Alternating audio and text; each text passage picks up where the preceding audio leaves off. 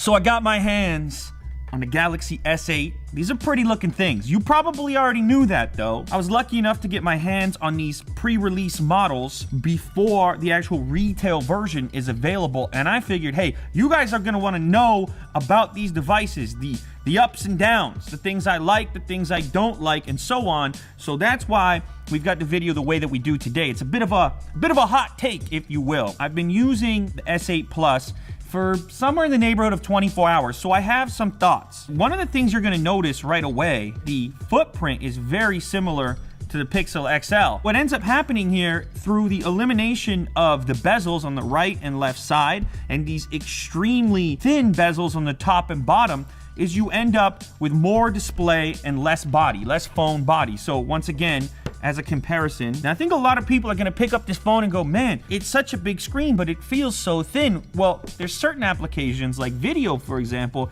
in which this aspect ratio is a bit bizarre. So if I go ahead and launch YouTube, the entire interface, you're taking up top to bottom, it's all usable space, but then you notice those things that you were trying to avoid, those bezels, they come right back. One of the reasons that a lot of people go for a bigger display in the first place is to have a bigger video viewing experience. But since nothing truly fits this aspect ratio natively, you end up with these black bars. Now granted, within the app, there's the opportunity to punch in. But what you notice there is the top of my head, for example, starts to get chopped off a little bit, because video makers like myself, we're not framing or creating for this bizarre aspect ratio. It sounds like I'm hating on this decision. I'm really not. It's just something that you should probably know. Now, talking about the screen a little bit more, this is, it's the nicest screen ever put on a smartphone. It's OLED. Now, a weird thing about the brightness, if you scale it up to full blast, it kind of gives you a warning. Experience the highest quality display with maximum brightness and screen resolution. This may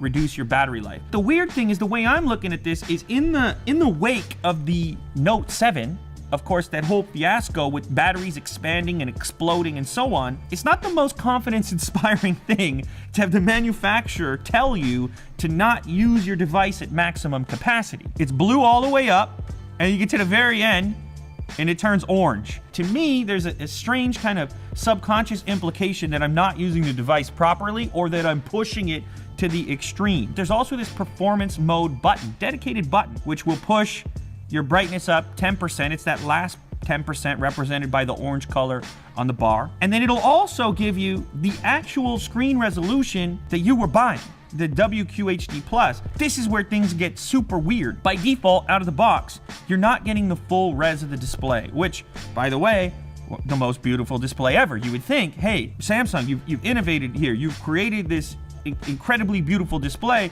Wouldn't you want people to have all the pixels out of the box? By default, it's in FHD+, so 2220 by 1080, so a little bit beyond 1080p, but of course not nearly as groundbreaking as this WQHD+, 2960 by 1440. This is where that resolution is going to run in the center, and you've got to decide to go up to the next one. Once again, for me, not the most confidence-inspiring thing. Maybe this is about giving you option, but this Note 7 thing is looming. It's looming over a lot of customers' heads, and if you don't believe me, go watch the 90 million views that they're buying on that commercial about quality assurance. I think it should be full res out of the box with the option to toggle it down if you want increased battery performance. Going with this incredibly beautiful design has the consequence of not having huge batteries in the first place. So this is 3,500 milliamp hour, 3,000, no real increase there from the previous models. And that's something I think a lot of customers would have liked. Something worth mentioning is that the S7 Edge had a tiny bit more battery than this bigger footprint device, the S8 Plus. It's worth noting, but you have the ability to set up Edge panels, so you could hide some apps in there if you like it. My issue with having this thing over here is inevitably what ends up happening is in a particular app where I'm grabbing from the side of the display to scroll, especially if you're using the device in landscape mode and you're kind of scrolling up and down, sometimes you can toggle that accidentally. So the device I've been using, I just turn that off. Another big thing worth mentioning is what Samsung has done with the software here. It seems weird to say, but it's probably my favorite development. I like the kind of stripped down, clean version of Android as it was intended. Now, Samsung has made their own tweaks to this skin. This thing in no way reflects what TouchWiz used to look like. In fact, it's a lot closer to the way the Pixel looks and stock Android behaves. By default, you have no apps natively in the display section here, like you would on an iPhone, for example. They're all hidden in this little drawer, which you pull up on. Look at this. Way cleaner. For the first time ever, I've got the back button in the right location. You can swap the back button to the other side, which is the way that it's been. Another thing to mention, in the absence of a physical button, this home button here on the S8 Plus and the S8 has a little haptic feedback to it, similar to what the iPhone has. But I like that they're not taking up too much real estate with that section either. These are nice little buttons. These two phones actually have the same resolution potential. There is absolutely no pixel breakup at all. I don't know that the human eye is capable of picking up that variance in pixel density at this scale here, but it's an interesting thing to note. One of the things I appreciate about these displays is the fact that they have this cool color temperature. You can toggle this blue light filter to warm up the tone, and if I click down here, another nice thing is you can kind of toggle how much of it you want. So you might like a really warm tone or something a little bit cooler. There's this whole thing about using warmer tones at night, help you go to sleep. I wouldn't know about it. 3 a.m., I'm trying to go to bed. You know how that goes. So there's been a little bit of talk, a little bit of chatter about the speaker situation on these devices, which is a little bit strange to me because it seems pretty obvious. There's a single speaker grill, even though there were rumors that we were going to have stereo speakers on here. Not so much the case. You have a similar speaker layout to the old stuff, you see. Of course, we have USB Type-C added now, and still a traditional headphone jack, which I know a lot of people are going to be happy about. They're going to include some pretty high-end AKG headphones with the retail version of this device. Chances are they're going to be a huge step up on what you're used to receiving included in the box. Message boards, stock quotes, news, email notifications, Google Analytics. I heard McDonald's is hiring. You ever flip a burger? So the front-facing camera got an improvement in terms of number of pixels, so it's an 8-megapixel front-facing camera now. On the back, though, you still have 12 megapixels. From what I can tell, though, from what Samsung is saying, there are some software differences in how these images are being handled. Theoretically, maybe there's a slim improvement. I think you're going to see images very close to what the S7 was doing. It's really amazing, the quality of images we're making right now. We now have QHD available on the front-facing camera. When we switch to the back-facing camera, of course, we go all the way up to UHD. You can see the default setting is FHD 1920 by 1080. Plenty of options above that, which you have to select yourself, including a 60 frame per second option at 1080p. This might be a huge consideration. Oh my goodness. This might be the deal breaker for you. It's hard to take a bad photo on this camera. I'm not like condemning the device as a whole here when I talk about the fingerprint scanner. When I pick this up, look where my hand falls. Boom. I mean, it's just so natural for it to fall there. But the issue here is that the fingerprint sensor is right beside it. Maybe this was the only place they could put it, but maybe they could change the shape. I don't know. What ends up happening? You end up putting your finger, in many cases, on the camera lens and smudging it up. This gets even funnier when you first launch the camera app, in which the app prompts you to wipe your lens.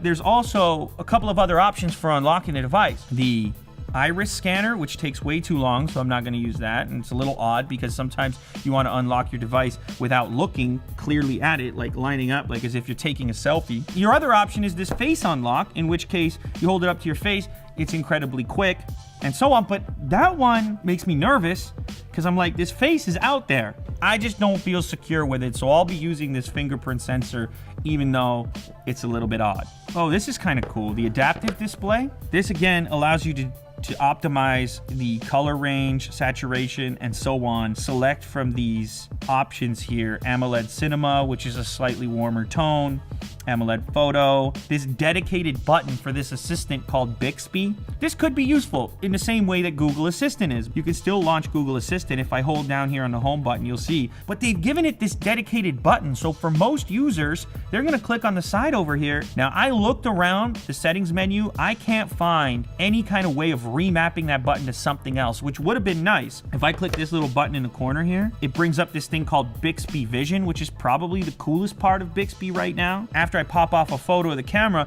it'll bring up similar things that it's searched for on the web. I don't know immediately how that's useful. You take a picture of a banana. What do you see? More bananas? Okay. How are you going to compete with Google? So the big question remains, Galaxy S8, S8 Plus, does it suck?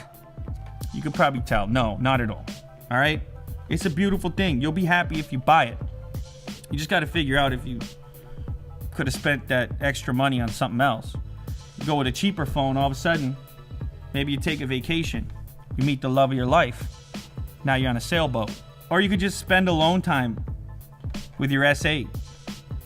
You pervert. Dollar Shave Club.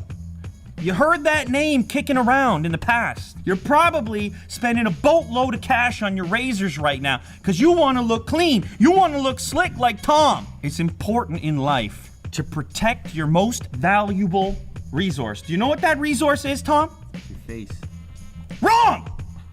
Time. That resource is time. It's the one thing you'll never get more of. These guys right here, what do? They send you a package in the mail so you don't even need to think about sharp razors. What is that dull one doing for you? It's messing all this up. Well, you think this comes cheap right here? How long does this take? Not long. Sure, bud. You get a package in the mail. They take care of you once a month. Now you're thinking, wow, once a month? That must be expensive. It's not. In fact, right now, it's $1. $1, that should take care of the terrible smell coming out of you right now. It's got the shave butter in here. This is a deluxe kind of setup. We have the razor blades, the body bar, so maybe you're more this kind of guy, I don't know. You know, in the store, something like that with the metal and the grip, you're paying something for that. Certainly not $1. For the first time ever, Tom will be shaving for you.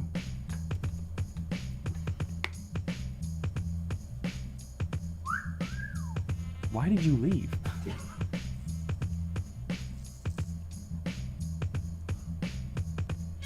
Now, Tom was telling me earlier what he likes is he likes to kind of trim up a little bit. He likes to leave a little bit of something going on there. Everything you need to get cleaned up so you can lead a better life. $1 to get started, dollarshaveclub.com/unboxtherapy. How can they look like you, Tom? Dollar Shave Club.